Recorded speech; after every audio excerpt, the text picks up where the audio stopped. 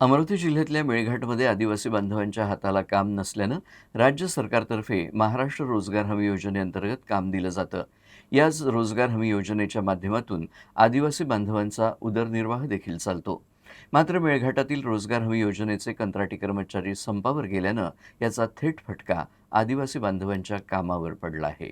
मेळघाटातील रोजगार हमी योजनेचे कंत्राटी कर्मचारी संपावर गेल्यामुळे याचा फटका मात्र थेट आदिवासी बांधवांच्या कामावर पडलाय। यामुळे युवक काँग्रेस जिल्हाध्यक्ष राहुल येवले यांच्या नेतृत्वात अमरावतीच्या जिल्हाधिकारी कार्यालयासमोर आंदोलन करण्यात आलं। राज्य सरकारनं रोजगार हमी योजनेच्या कंत्राटी कर्मचाऱ्यांच्या संपावर तोडगा काढावा आणि पुन्हा पूर्ववत रोजगार हमी योजनेची कामं सुरू करावी अशी मागणी यावेळी करण्यात आली। यावेळी हातात मागण्यांची फलकं घेऊन नारेबाजी करण्यात आली। सरकारनं मेळघाटातील आदिवासी बांधवांना कामं सुरू करून न्याय द्यावा, अन्यथा युवक काँग्रेसतर्फे तीव्र आंदोलनाचा इशारा यावेळी देण्यात आला। मेळघाटमध्ये आणि संपूर्ण जिल्ह्यामध्ये मोठ्या प्रमाणात आंदोलन उभारू।